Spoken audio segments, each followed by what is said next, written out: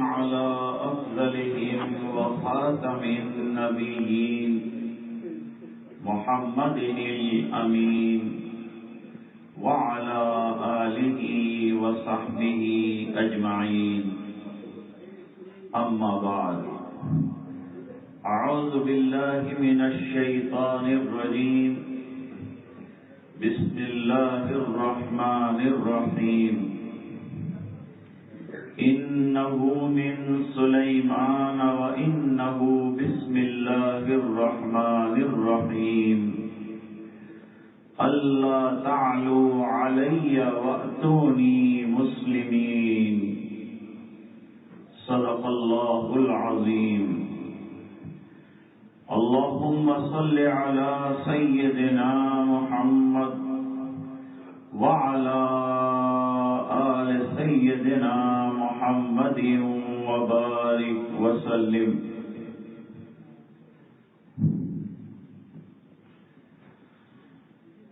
اللہ تعالیٰ نے ہمیں بڑی نعمتوں سے نوازا ہے. www.attableek.com, the reviver of Iman. اس میں قرآن کریم بھی بڑی نعمت ہے. قرآن کریم میں 114 سورتیں ہیں. ان میں سے 113 سورتوں میں بسم اللہ الرحمن الرحیم سے آغاز ہوا ہے، اور ایک سورت ہے سورہ برات. اس میں بسم اللہ نہیں لکھی گئی ہے، اس کی مدح علماء نے لکھی ہیں. بسم اللہ الرحمن الرحیم. یہ ہر سورت کا جز نہیں ہے. ہاں، سورہ نمل میں جو بسم اللہ الرحمن الرحیم ہے وہ اس سورت کا جز ہے. باقی 113 سورتوں کے شروع میں جو بسم اللہ الرحمن الرحیم لکھا ہے، یہ 2 سورتوں کے درمیان فصل کے لیے لکھا ہے. اور امام اعظم ابو حنیفہ رحمۃ اللہ علیہ فرماتے ہیں کہ یہ سب مقامات پر بسم اللہ الرحمن الرحیم تبرکاً لکھا گیا ہے، لیکن بسم اللہ الرحمن الرحیم ایک مستقل آیت ہے. اس بنا پر بطور تلاوت کے حائضہ عورت نہیں پڑھ سکتی، بطور ذکر کے پڑھ سکتی ہے.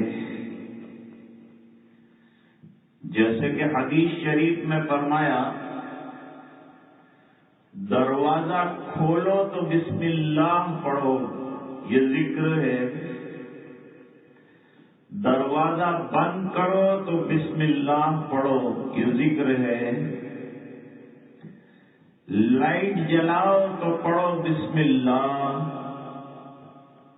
لائٹ بند کرو تو پڑھو بسم اللہ. گاڑی کا دروازہ کھولو تو پڑھو بسم اللہ. یہ بطور ورد کے ہیں اور یہ بطور ذکر کے ہیں. ایمان والوں کو بسم اللہ پڑھنے کی بڑی تلقین کی گئی ہے. ایک محقق فرماتے ہیں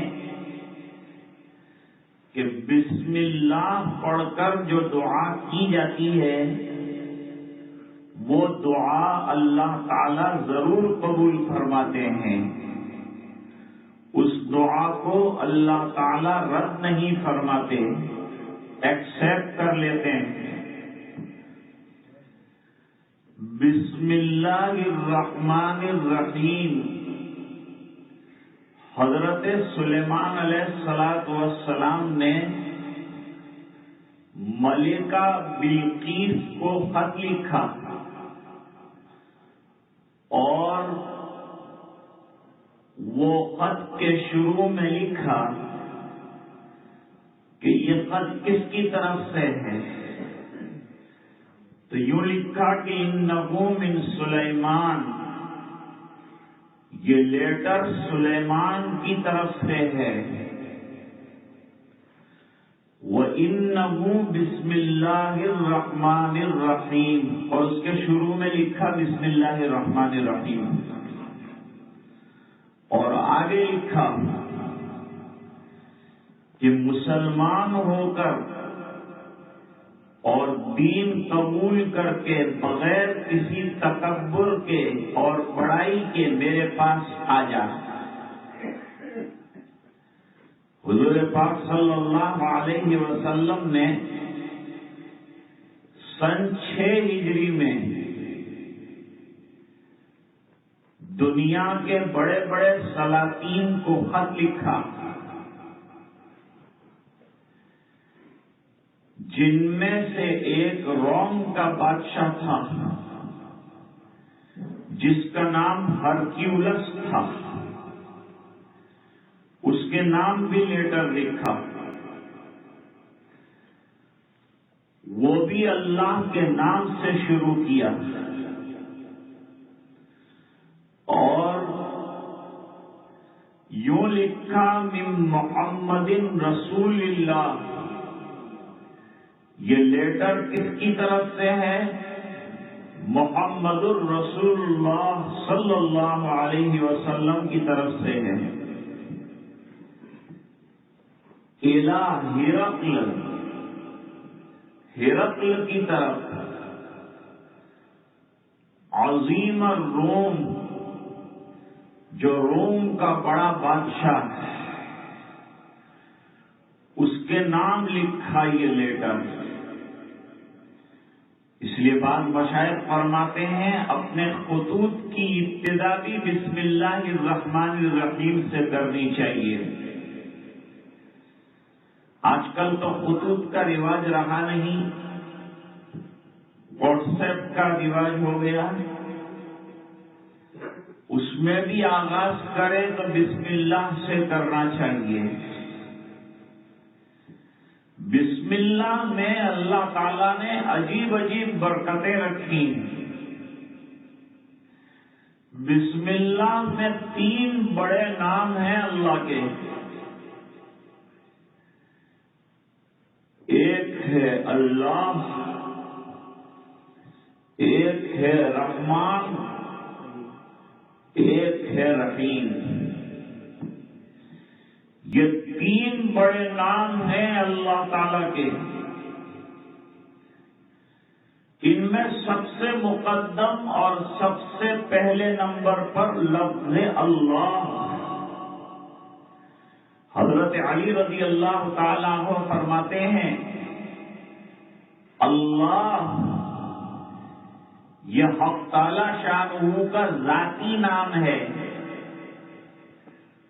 اور یہ صرف حق تعالی شانہ کے لیے سزاوار ہے. کسی بندے کا نام اللہ نہیں ہو سکتا ہے. صرف اللہ ہی کے لیے ہے لفظ اللہ.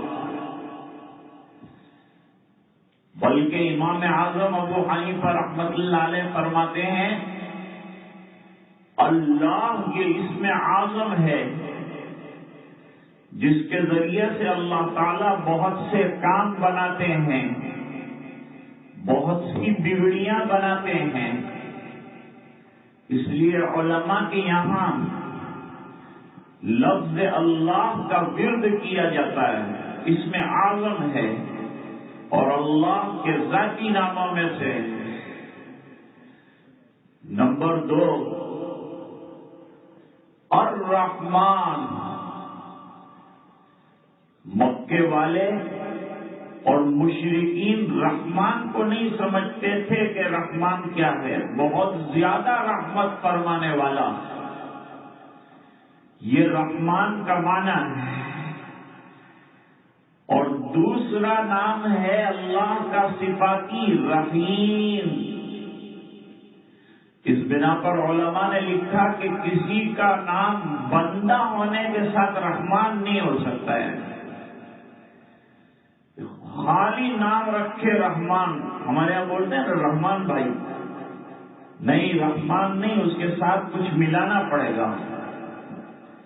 حضور پاک صلی اللہ علیہ وسلم نے فرمایا ان احب الاسماء عند اللہ عبد اللہ و عبد الرحمان، اللہ تعالی کے یہاں جو پسندیدہ نام ہیں، پسند کیے ہوئے اور سلیکٹڈ جو نام ہیں، ان میں عبداللہ بھی ہے اور دوسرا عبد الرحمان بھی ہے، رحمان کا بندہ، اللہ کا بندہ۔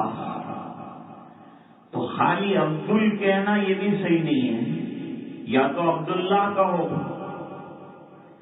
کسی کا نام عبد الرحمان ہے تو اس کو پورے نام کے ساتھ پکارو اور عبد الرحمان کہہ کر پکارو، خالی رحمان کہنا مناسب نہیں ہے۔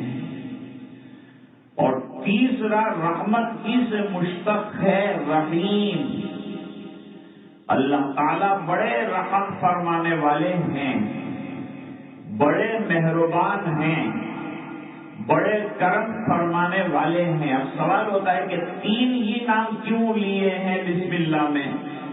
اللہ، رحمان اور رحیم، یہ تین ہی نام کیوں ہیں؟ دوسرے اور بہت سے نام ہیں اللہ کے، اللہ تعالیٰ کے 99 جو ہیں صفاتی نام ہیں ذاتی ناموں کے علاوہ، ان میں سے کوئی پسند نہیں فرمایا، اور شروع کے اندر یہ تین نام لا کے رکھے۔ مفسرین فرماتے ہیں کہ ہم دنیا میں تھے نہیں، کل عدم تھے، ہمارا نام و نشان نہیں تھا، ہمارا وجود نہیں تھا، اور اللہ تعالیٰ نے وجود عطا فرمائی۔ اللہ کے علاوہ کوئی نہیں کر سکتا، نیست سے ہست کرنا، بالکل ڈس ایپیئر تھے دنیا کے اندر، اللہ تعالیٰ نے ہمیں ایپیئر کیا، دنیا کے اندر ظاہر فرمایا، دنیا میں پیدا فرمایا۔ یہ کام کون کر سکتا ہے؟ فرماتے ہیں اللہ کے علاوہ کوئی یہ کام نہیں کر سکتا۔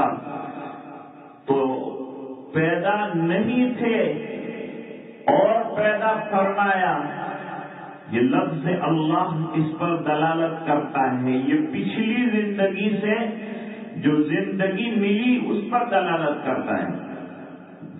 رہ گیا دنیا میں ہمارا جینا، ہمارا کھانا، ہمارا پینا اور ہمارا کھانوں کو ہضم کرنا اور دنیا کی نعمتوں سے فائدہ اٹھانا، اس کا تعلق لفظ رحمان، یہ لائف سے اس کا تعلق ہے، جس کو ہم ابھی جی رہے ہیں اس سے تعلق ہے رحمان کا۔ تو رحمان میں کس زندگی کی طرف اشارہ کیا ہے؟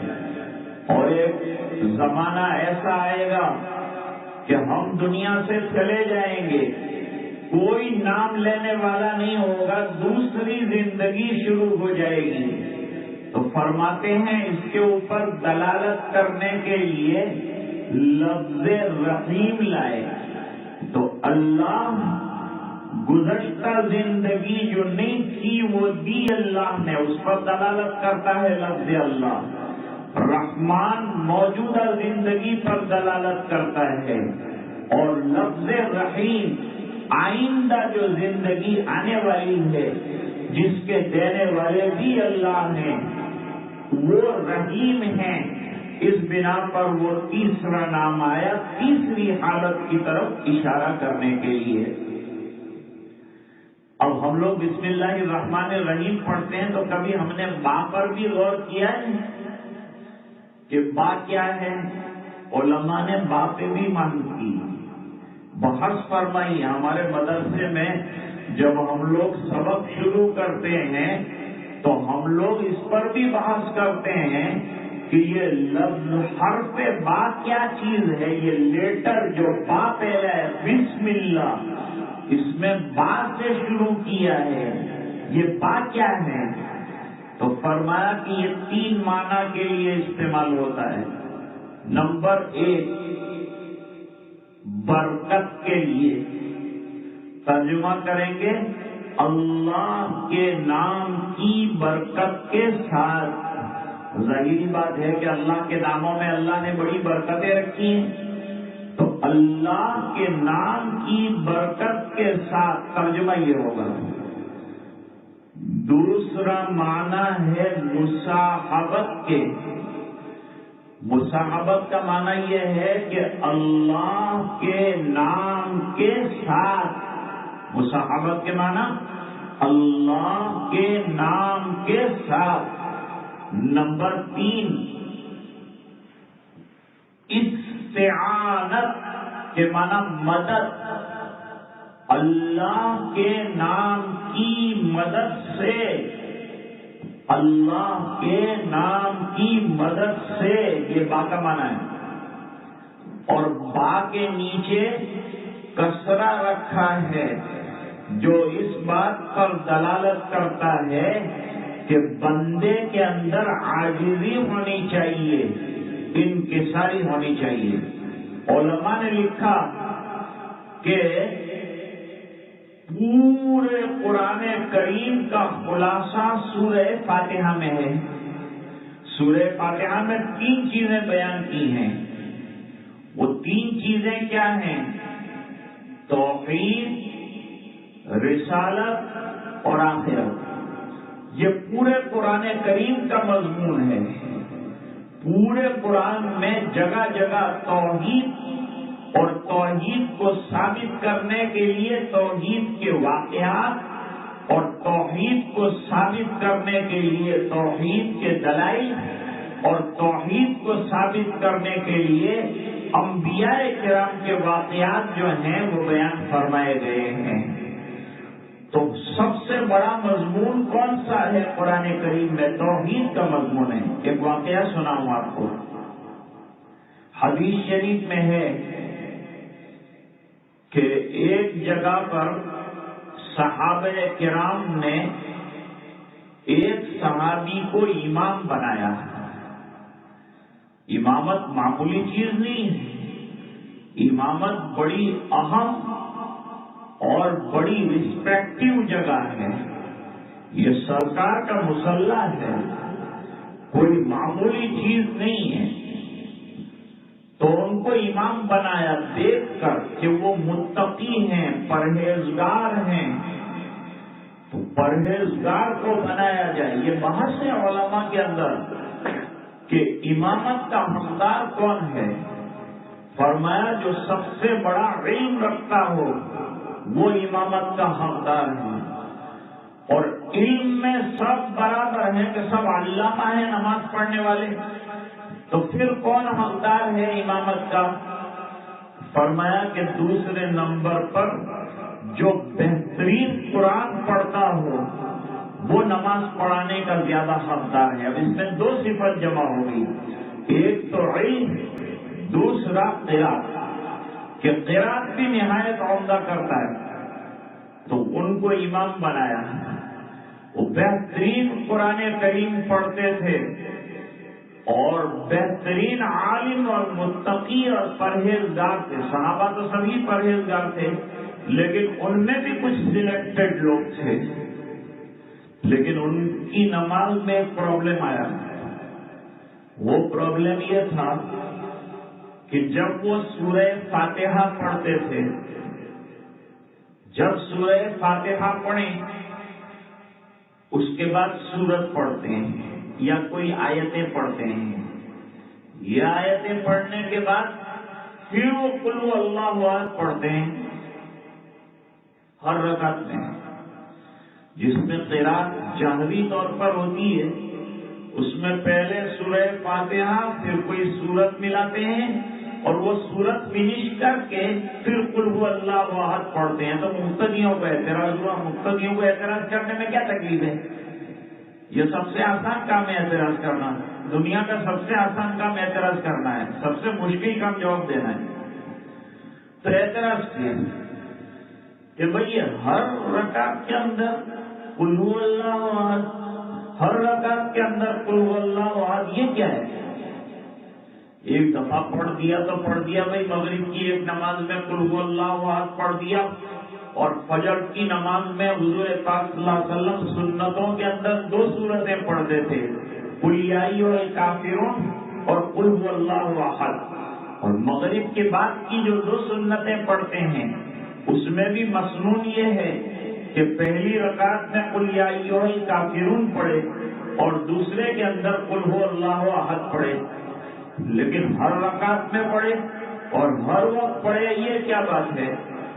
انہوں نے کہا میں تو پڑھوں گا، تم کہو تو امامت کروں، تم مجھے پے تو کچھ کرتے نہیں ہو، فری میں تو نماز پڑھواتے ہو، پھر اوپر سے جو ہے دادا گیری کرتے ہو، یہ پڑھتا ہے اور وہ نہیں پڑھتا ہے، تو تم کو کوئی دوسرا اچھا امام ملے اس کو رکھ لو، میں جو ہے ریزائن ہو جاتا ہوں۔ انہوں نے کہا نہیں، ہم تم کو ریزائن نہیں ہونے دیں گے، پھر ایسا امام کا ملے گا ہم کو، تمہارے جیسا متقی دوسرا کوئی امام ہے ہی نہیں، ہم کو تو تمہارے پیچھے ہی نماز پڑھنی ہے، لیکن یہ پرابلم تم سالو کرو کہ یہ جو قل هو اللہ احد پڑھتے ہو یہ کیوں پڑھتے ہو؟ انہوں نے کہا کہیں بھی تھا ہے اور میں آج صورت پڑھنے سے رہا۔ اب یہ لوگ مجبور ہو گئے، یہ بھی عجیب ایک کی ضد ہے کہ قل هو اللہ احد پڑھے بغیر میں نماز پوری نہیں کروں گا۔ اب کیس سپریم کورٹ میں چلا گیا، یعنی تاجدار مدینہ جناب رسول اللہ صلی اللہ علیہ وسلم کی خدمت میں صحابہ کرام پہنچے اور انہوں نے جا کر کہا کہ ہم اس امام کو چھوڑنا بھی نہیں چاہتے ہیں، اور ہم جو ہے یہ بھی معلوم کرنا چاہتے ہیں کہ ہر رکعت کے اندر یہ قل هو اللہ احد کیوں پڑھتے ہیں۔ حضور پاک صلی اللہ علیہ وسلم نے ان کو طلب کیا، بلایا، اور بلانے کے بعد انکوائری پوچھا، کوشچن کیا۔ پہلے تو یہ پوچھا کہ بھائی ہر رکعت میں تم قل هو اللہ احد پڑھتے ہو؟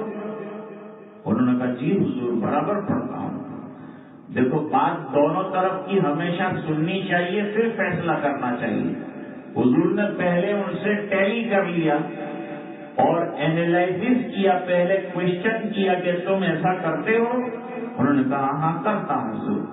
تو اب وہ جو اعتراض لے کر آئے تھے ان کی بات صحیح نکلی کہ بھائی وہ صحیح بات کرتے ہیں، خالی الزام نہیں لگا رہے ہیں، یہ ثابت ہو گیا۔ تو اب جو ہے ریزن پوچھا حضور نے کہ ہر وقت قل هو اللہ پڑھنے کا ریزن بتا۔ اب تو سرکار کے یہاں تو بتانا ہی پڑے گا۔ وہ صحابی نے کہا کہ اس سورت میں جو مضمون ہے وہ مجھے بہت پسند ہے۔ کیا مضمون ہے قل هو اللہ احد میں؟ قل هو اللہ احد اللہ الصمد لم یلد ولم یولد ولم یکن له کفوا احد۔ توحید کا مضمون ہے۔ سب سے بڑا مضمون جو ہے سورہ اخلاص کے اندر خالص توحید، پیور توحید جس کو کہتے ہیں، وہ بیان فرمائی گئی ہے وہ سورت قل هو اللہ احد کے اندر۔ علماء نے لکھا ایک مرتبہ قل هو اللہ احد پڑھنا گویا کے 10 پارے پڑھنے کے برابر ثواب رکھتا ہے۔ 3 مرتبہ اگر کسی نے قل هو اللہ احد پڑھ لی تو اس کو پورا قرآن کریم پڑھنے کا ثواب اللہ تعالی عطا فرمائیں گے۔ اتنی عظیم صورت ہے۔ انہوں نے کہا مجھے اس صورت سے محبت ہے، مجھے اس صورت سے پیار ہے اور میں اس صورت کو چھوڑنا نہیں چاہتا. حضور پاک صلی اللہ علیہ وسلم نے فرمایا، اے میرے صحابی، تیری اس صورت کے ساتھ محبت تجھے جنت میں لے جا کر چھوڑے گی. تو بڑا مضمون ہے توحید کا، جس کو اللہ تعالیٰ نے 10 پاروں کے اندر بیان کیا ہے. اس بنا پر فرمایا کہ ایک مرتبہ قل هو اللہ احد پڑھنا گویا 10 پارے پڑھنے کے برابر ہے، کیونکہ 10 پاروں میں توحید کا مضمون بیان ہوا ہے. دوسرے 10 پاروں کے اندر رسالت کا مضمون بیان ہوا ہے. حضور کی رسالت کو ثابت کیا ہے کہ اللہ تعالی کی طرف سے اللہ نے ہمیشہ نظام رکھا ہے کہ اپنے بندوں کو نبی اور رسول بنا کر بندوں کی ہدایت کے واسطے بھیجتے ہیں. ان میں سے تاجدار مدینہ جناب رسول اللہ صلی اللہ علیہ وسلم کو آخری رسول بنا کر بھیجا. یہ بات قرآن میں کہی ہے کہ رسول اللہ کے بعد کوئی دوسرا نبی نہیں آئے گا، آپ آخری نبی ہیں. آپ کے بعد کوئی رسول نہیں، کوئی نبی نہیں، کوئی نیا دین نہیں، کوئی نئی شریعت نہیں. کوئی نئی کتاب کا دعویٰ کرے کہ بھئی میں نئی کتاب لے کر آیا ہوں، جھوٹا ہے وہ اور کذاب ہے. حدیث میں فرمایا میرے بعد 30 کذاب جو ہیں بڑے بڑے پیدا ہوں گے، جو نبوت کا جھوٹا دعویٰ جو ہے وہ کریں گے. بہرحال میں عرض کر رہا تھا کہ شروع کیا ہے بسم اللہ الرحمن الرحیم سے، جو پورے قرآن کا خلاصہ ہے، کیونکہ قرآن میں 3 مضمون ہے، توحید، رسالت، تیسرا مضمون آخرت کا. آخرت کا کیا معنی؟ آخرت کا معنی یہ ہے کہ ہمیں مرنا ہے اور دنیا سے جانا ہے اور جا کر ختم نہیں ہو جانا ہے، بلکہ اللہ کے سامنے پہنچنا ہے، اللہ کے سامنے کھڑے ہونا ہے اور اللہ کے سامنے کھڑے ہو کر ہمیں جو کچھ زندگی میں ہم نے کیا ہے اس کا جواب دینا ہے. ہر ایک چیز کا لیکھا جوکھا اللہ کے سامنے آنے والا ہے. یہ بات قرآن کے 10 پاروں کے اندر اللہ تعالیٰ نے بیان فرمائی ہے کہ یہ عقیدہ رکھو، یہ یقین رکھو کہ مرنے کے بعد تمہیں اللہ کے سامنے حاضر ہونا ہے، کھڑے ہونا ہے اور اسے جواب دینا ہے. قرآن کریم کی چھوٹی سی ایک آیت کریمہ اس کی طرف اشارہ کر رہی ہے، اور ویسے پورے 10 پارے ہیں جس میں مختلف طریقوں سے اس کی طرف جو ہے یاد دلائی گئی ہے. ثم لتسألن يومئذ عن النعيم. پھر قیامت کے دن ضرور بھی ضرور تم سے دین کے بارے میں، تمہاری زندگی کے بارے میں سوال کیا جائے گا، کوشچن کیا جائے گا، انکوائری کیا جائے گا. تم نے زندگی کیسی گزاری ہے جواب تم سے لیا جائے گا. حدیث شریف میں فرمایا آدمی کا پیر اپنی جگہ سے منہ نہیں ہو سکے گا جب تک کہ وہ 4-5 چیزوں کا جواب نہ دے دے. وہاں تک وہ ہٹ نہیں سکے گا، موومنٹ نہیں کر سکے گا. وہ سوالات کیا ہیں؟ نمبر 1، ہم نے تم کو لائف دی تھی، تم نے یہ لائف کو کہاں استعمال کیا، کہاں اسپینڈ کیا تم نے یہ لائف کو، اس کے بارے میں سوال ہوگا. دوسرا سوال ہوگا ہم نے تم کو جوانی دی تھی، تم نے جوانی کا استعمال کہاں کیا، کہاں یوٹیلائز کر ڈالا جوانی کو، یہ سوال ہوگا. نمبر 3، ہم نے مال دیا تھا، تم نے مال کا استعمال کہاں کیا، یہ سوال ہوگا. نمبر 4، کہاں سے کمایا تھا تم نے مال، حلال طریقے سے کمایا تھا، کہ حرام طریقے سے کمایا تھا. قرآن کریم میں حرام کمائی سے بچنے کا بے حد حکم دیا گیا ہے, سود سے بچنے کا حکم دیا گیا ہے, اور حلال کمائی کا حکم دیا گیا ہے, اور حلال روزی کھانے کا حکم دیا گیا ہے. اللہ تعالیٰ فرماتے ہیں یا ایھا الذین آمنوا کلوا من طیبات ما رزقناکم واشکروا للہ ان کنتم ایاہ تعبدون. اے ایمان والو, پاکیزہ روزی کھاؤ, پاکیزہ غذا کھاؤ, حلال روزی کھاؤ, حرام سے اپنے آپ کو بچاؤ اور اعمال صالحہ کرو. جب تم پاکیزہ روزی کھاؤ گے, جب تم حلال روزی کھاؤ گے تو نور پیدا ہوگا. اس نور کے ذریعے سے تمہارے اعمال درست ہو جائیں گے, تم کو اعمال صالحہ کرنے کا شوق پیدا ہوگا. کل انشاءاللہ 2 واقعات رزق حلال میں کیا برکت اللہ تعالیٰ نے رکھی ہے اس کے سلسلے میں میں آپ کے سامنے انشاءاللہ عرض کروں گا. آج تو چونکہ بسم اللہ کا مضمون چل رہا ہے, ایک عجیب و غریب بات یہ ہے دوستو کہ قرآن کریم شروع بھی ہوا ہے ماں سے. سوال ہوتا ہے کہ قرآن کو الف سے کیوں شروع نہیں کیا؟ تختی پڑھنے جاتا ہے بچہ تو اس میں سب سے پہلے الف پڑھاتے ہیں, بعد میں باتوں پڑھاتے ہیں. تو الف سے شروع کرنا چاہیے تھا قرآن, اس کے بجائے با سے شروع کیا. کہو الف جو ہے اس کے اندر ایک درجے کی انانیت ہے, وہ اکیلا رہتا ہے, کسی کے ساتھ جڑنا اور جوائن ہونا پسند نہیں کرتا.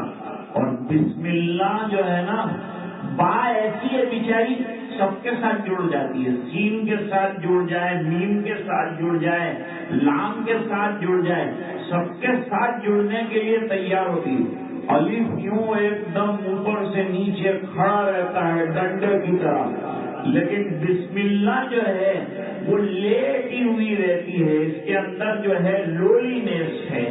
تو بسم اللہ میں تواضع سکھائی, بندگی سکھائی کہ اے بندو بندے بن کر رہنا, اللہ کے پیارے بن کر رہنا تو تمہارا کام ہو جائے گا. بات سے شروع کیا ہے قرآن کو, اور سین والناس اس پر قرآن کریم کو ختم کیا ہے. بار سین دونوں کو ملا دو تو ہوتا ہے بس.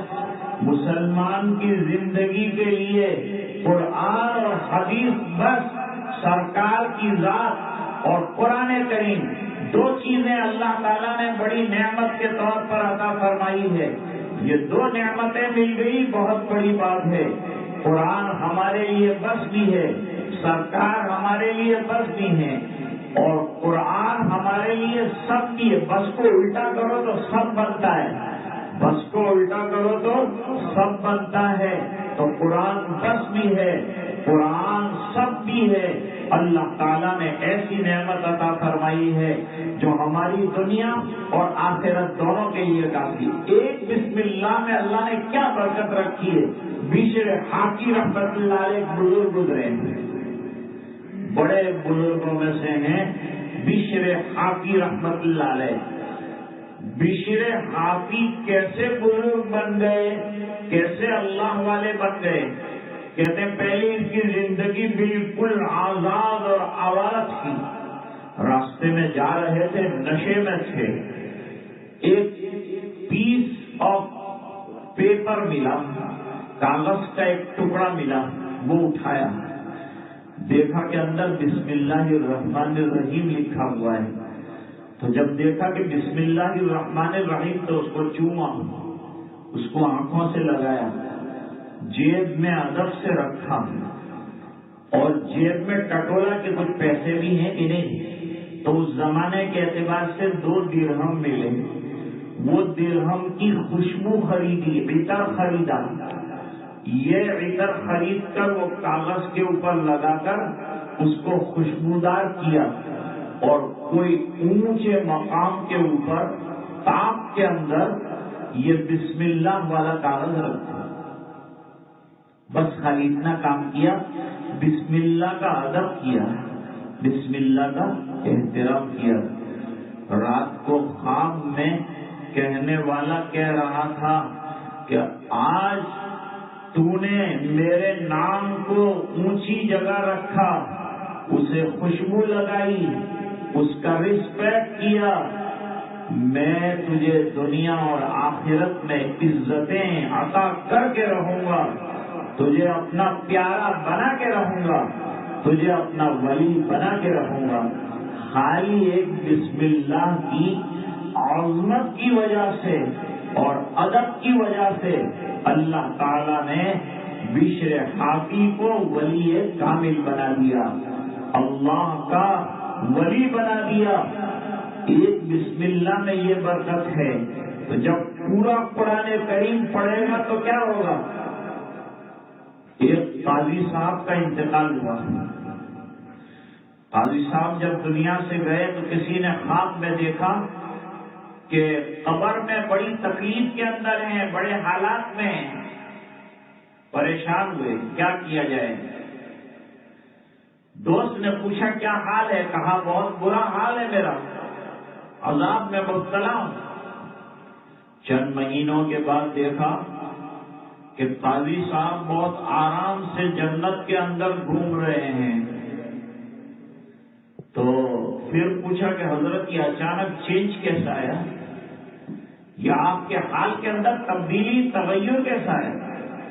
کہا میرا چھوٹا سا بچہ تھا، اس کو چھوڑ کر میں انتقال کر گیا تھا، اس کی والدہ نے اس کو پڑھنے کے لائق جب ہوا تو مسجد میں مکتب چلتا ہے، وہ مکتب میں استاد کے پاس بٹھایا، استاد نے اس کو بسم اللہ الرحمن الرحیم پڑھوایا، اور جیسے ہی بسم اللہ الرحمن الرحیم پڑھوایا اللہ کی رحمت جوش میں آ گئی۔ اللہ نے پوچھا یہ چھوٹا سا بچہ میرا نام لے رہا ہے، مجھے یاد کر رہا ہے، یہ چھوٹا سا بچہ، اس کے باپ کا کیا حال ہے؟ کہا اے اللہ وہ قبر کے اندر عذاب پا رہا ہے۔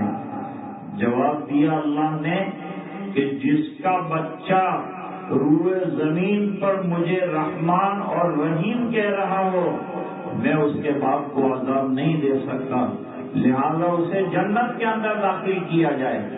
بچے نے خالی بسم اللہ پڑھی تو اللہ تعالیٰ نے ماں باپ پر رحم فرما دیا، انہیں جنت کا داخلہ عطا فرمایا۔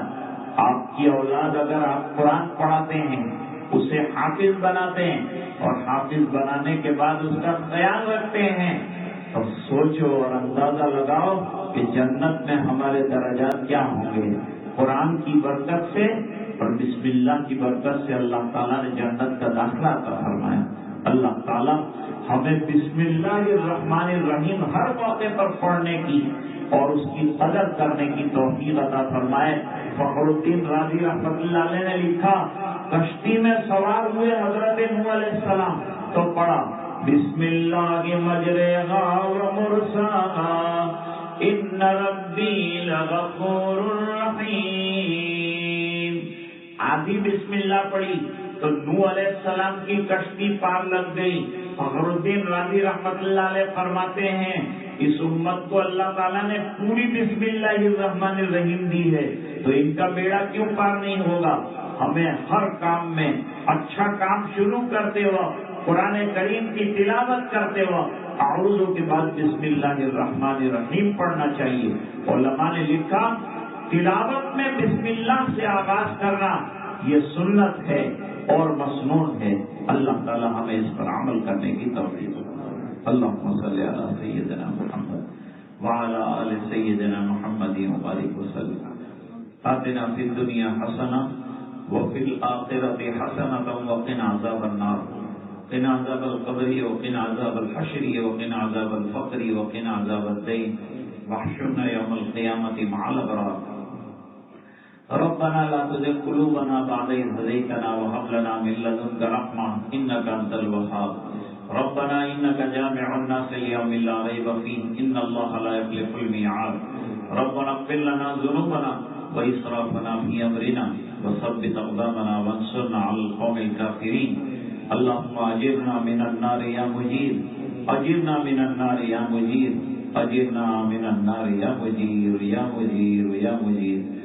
اللهم تقبل صيامنا وقيامنا في شهر رمضان، اے اللہ ہمارے گناہوں کو معاف فرما، کوتاہیوں سے درگزر فرما، اپنا فضل اور کرم شامل حال فرما، رحم کے کرم کے فیصلے فرما، عافیت کا معاملہ فرما، اے اللہ ہمارے روزے قبول فرما، ٹوٹا جو کچھ ہم کر رہے ہیں اللہ قبول فرما، رمضان کے بعد بھی عبادات کی اور طاعات کی توفیق عطا فرما، اپنی رضا دائمی عطا فرما، تو ہم سے راضی اور خوش ہو جا، ہمیں اپنا بندہ بنا دے، اے الہ العالمین ہماری اولاد میں نسلوں میں دین کی بقا کے فیصلے فرما، اے الہ العالمین ہمیں گناہوں سے محفوظ فرما، نیکیوں کی توفیق عطا فرما، اے اللہ جو بیمار ہیں انہیں شفا عطا فرما، جو پریشان ہیں ان کی پریشانیاں دور فرما، جو مقروض ہیں غیر سے قرضوں کے پورا ہونے کی سبیل پیدا فرما، اے اللہ یہ دعائیں اپنے فضل و کرم حبیب پاک صلی اللہ علیہ وسلم کی برکت سے قبول فرما۔ سبحان ربک رب العزت عما یصفون، سلام علی المرسلین والحمد للہ رب العالمین۔